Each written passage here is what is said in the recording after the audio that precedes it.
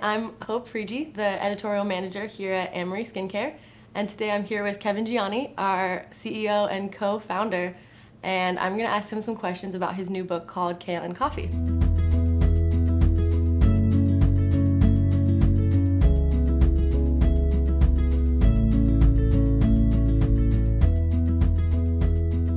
We're talking about coffee. I think people will probably hope that they'll come away from this knowing whether or not they should drink coffee. Oh boy. I don't think we're going to give them that answer though.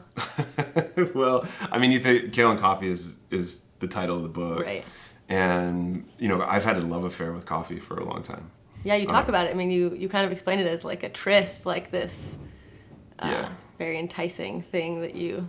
So, I mean, I think, I'm an adrenal type. So my body type, like, thrives on stimulation. Mm-hmm. And so coffee for me is one of these things that if I have one cup, like I'll have two, and then I'll have three, and then it'll be this binge. Yeah. And so, there's a couple of reasons, why that happens, which we'll probably get into as we go into this discussion about coffee. But, coffee is one of these things where the history of it, I mean, cultures have drank coffee for a long time, and some of them have been very healthy. Right. You mentioned the Nicoyans. Absolutely. One of the healthiest. Yeah, Nicoyans from the Blue Zones. They're Costa Rican people, and they've had coffee for a long time. I mean, not since the beginning of time, mm-hmm. but they've been able to adapt to it. So coffee is not this like black or white kind of thing. Or like, I guess, like black or milk. Black or, or like black or light and creamy. sweet. Yeah. But it is something that we that needs to be, I think, explored a little bit deeper, and that's what I did in the book. I just kind of wanted to really get down to the heart of, like, if coffee is bad, why is it bad? Right. And if it's good, well, then why is it good? Right. And so in your book, you do kind of what you call like a 90-day experiment with coffee, which is pretty much a binge, right? It is, yeah. It's kind of a coffee binge. So can you talk about that? Yeah, I was sitting at a cafe, and a friend of mine ordered an espresso, and I was like, it smells good, and he's like, well, have you had espresso? I'm like, no, I don't really like it. He's like, but have you had this one? And I said, no. And he said, well, just, maybe just try it. Mm-hmm. And I was like, and here's like now the drug dealer kind of like, I'll just try it a little bit, Like, And so I had a little bit, and I was like, you know what? Like in the past, I'd had coffee before, but I was like a Dunkin' Donuts kind of coffee guy. So I was drinking, coffee that may not be the best, and I was drinking a ton of it, and I wasn't eating a healthy diet. And I said, maybe with all the information I know now, I'm eating an organic diet, I'm eating a healthy diet. Could I drink an organic, really well-sourced coffee and have, better results? Right. This time will be different. This time will be different. And so I went through this experiment of 90 days of drinking coffee. And I said to myself, I would stop if I started to, see any outward signs of like, just bad stuff. And so the first couple of weeks it was great. I mean, like I was honeymoon phase. Exactly. I was drinking espresso, or just having a cup of coffee, and then I learned about a red eye, which is a shot of espresso in a cup of coffee, and I was like, oh, this is cool. This is cool. Yeah, just kept going, and eventually I did start to see, almost after those first 3 weeks, I started to experience some pretty noticeable effects. I mean, the first was just the fact that I just wanted more and more. Right. So I mean, that like addictive kind of like, I need it to wake up kind of feeling was really, really big. And then I started to notice my skin kind of looked a little more pale. My hair was a little frizzier. This is when I had shorter hair. My hair was getting a little frizzier, so it's easier to tell. Right. And then I started to get some kind of like, not arthritic, but just like some like kind of weird, like, almost arthritic kind of sensations in my hands, and I was like, this is starting to get pretty bad. Yeah. And so then the challenge was quitting. Right. Like, what have I done to myself? So now I've gone, maybe 6 weeks or so, and I'm not sure the exact timeline right now, but I'd gone long enough where now I had to stop. Right. And so for me, that was kind of a challenge, and essentially what I did was I replaced it with green tea, and then I stepped back on green tea, and then I kind of dabble in and out of green tea. Yeah. These days, but green tea doesn't give me the same kind of effect. So it's almost like my mild stimulant of choice. Yeah. Today. And so it sounds like, I mean, you talk about a couple genes that determine how someone processes caffeine, and it sounds like you mentioned that your genetics make you kind of sensitive to coffee. That's correct. Yeah. So essentially the science behind it, and this is done through 23andMe, which is a human genome testing company that you can do, and it's like, I think it's like $99 or something like that. And you can see, you can get all your genes. You can determine if you're Northern European, Southern European, Neanderthal. I'm serious about Neanderthal. Pretty so, cool. Yeah. Asian or African or anything like Native American. And so it's really cool. But what also they've done is they've gathered up data based on what genes do certain things, and they ran into some stuff with the FTC and FDA, so they can't say that publicly, but they've done some studies where 51% of people are slow metabolizers of caffeine. And then the other 49%, I say, are lucky. Right. But the other 49% actually can process caffeine really well.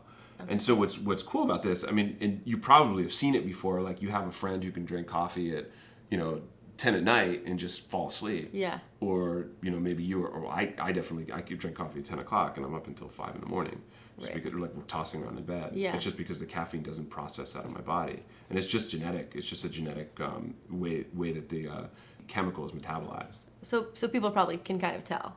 Like you kind of know. Yeah, you don't really need to do the genetic testing to not to know. find out about coffee. Yeah, I mean, or you flip a coin. I mean, because it's right. Like yeah, 50, just 50. leave it up to chance. So in Kale and Coffee, you talk about Dave Asprey, who is not only influential to you, but influential to the whole coffee movement. And one kind of crazy thing he discovered, or at least brought to people's attention, was that the problem with coffee isn't the caffeine; it's often mold toxin. Yeah. And it's crazy because so crazy. I have no idea. When you think of coffee, you're not thinking about drinking, no. Some sort of toxin from mold. Right. And so what happens is, somewhere between and probably between the whole process from being harvested to being processed and then being stored, mold develops and it produces toxins. And aflatoxin is one of them. There's a few others as well, but aflatoxin, a lot of people know about that from peanut butter because I would say maybe about 10 years ago that was a big deal. And it's still a big deal with peanuts because again, peanuts are notoriously moist, and as they're stored, they develop mold. Not all of them, but some do. And then they have some of this toxin. Interesting. And so some of these toxins that are in coffee, they could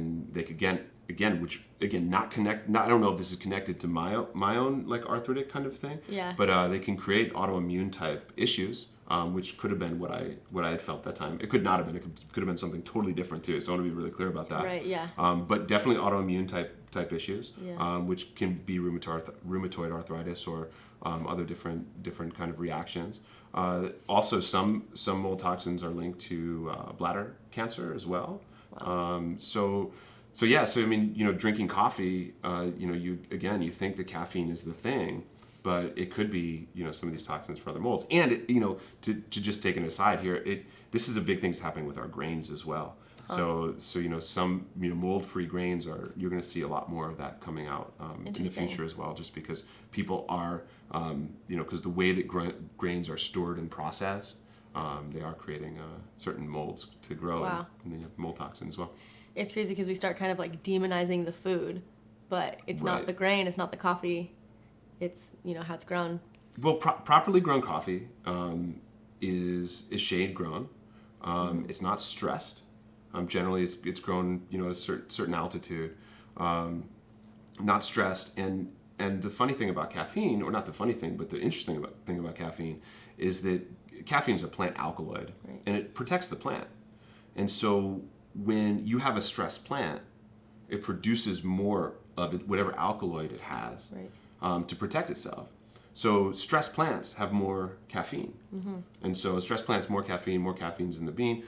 Then the bean comes to you in your coffee. Yeah. You're gonna have a higher caffeine ratio to nutrient level. Yeah. But shade grown coffee has lower caffeine, higher nutrients, and so again, I mean, you can look at 2 cups of coffee, and you can have one that's almost completely different. The cool thing about bulletproof coffee and some of the other shade-grown coffees is that their caffeine content is lower. Nutrient levels are higher, caffeine content is lower. Antioxidants are higher. Yeah. And so, you could be drinking, again, you may not react well to coffee, and even me after knowing this, like it still doesn't really work with me. Yeah. But, you can drink something that is, shade-grown, and has a higher level of nutrients. Yeah. And someone else could drink the other thing, and you'd think that you're drinking the same thing, but it's not even close. Yeah, right. It's crazy because it's still like a full brew, like a strongly brewed coffee. It's just lower in caffeine. Lower in caffeine. Right. And another interesting thing was that you pointed out a lot of studies in your book that talk about how caffeine that can actually be beneficial to our health. If you could talk about some of those. Yeah, I mean, there's a lot of studies out there that you can find, and what shocks me is that most people when they're looking at coffee, they look at it as like an add-on to their diet or something, or maybe even just a vice that they have. Yeah. Probably more a vice than an Right. add-on to their diet, or something that is unnecessary. But there's a lot of studies out there that show decreased risk of Alzheimer's. There's even some studies about how coffee may actually reduce risk of cancer. Wow. So it's very powerful. And again, if you look at a shade-grown coffee, not an instant coffee or anything like that, Yeah. you might actually begin to realize why that might happen. Yeah. Because again, it is one of those things. Like even if you look at the blue zones, they all have a plant alkaloid that they take or drink or just kind of imbibe with. So Nicoyans are coffee. Again, mugwort with the Okinawans. With the Sardinians, they have their wine, so they have plant phenols in the wine. Wow. So they all have something that has these incredibly this incredibly powerful antioxidant profile in them. So who knows what they're onto something. They're onto something. Anyway, they're living really long. Yeah. Well, not so much anymore, but they were. Yeah. Right. Yeah. And so if I want to get a good coffee, Dave kind of outlined some rules about how to drink coffee. Yeah. So what are the rules? Yeah. So instant coffee tends to come from the worst of the worst. So no instant coffee. Don't drink instant coffee. Okay. Make sure that you get it from small single batch shade grown. Okay. Coffee. Single batch meaning like just from one farm. Okay. Sometimes they'll just they'll get 30 growers or 100 growers, and they'll just all pool beans, and then they'll just this is Arabica. This is I forget what the other one is, but there's there's two main types. Sumatra. Yeah, but they'll do that, and then they'll have that as just a general kind of this is your, I don't want to name any brands, but right, your blend, yeah. This is your blend. I'm not calling anyone out. Yeah, and then and so single grown, and in this day and age you can find these really easily. And bulletproof is one, but I mean you can just talk to your local hipster coffee shop, wherever you live, and they'll be able to tell you all about this stuff.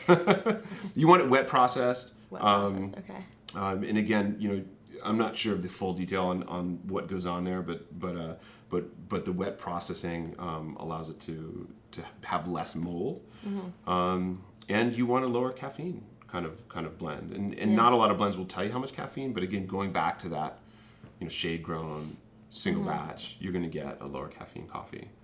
And so you may be able to. There's hope. There's hope that some of us can drink coffee. You may be able to drink coffee as long as you don't have an addictive personality. Right. I mean, we all have vices. Yeah. Okay, so single batch, shade grown, low caffeine. Wet processed. Mm-hmm. All right. Well, this has been us talking about Kale and Coffee. We've got Kevin Gianni here. You can order the book Kale and Coffee on Amazon. And thank you for watching.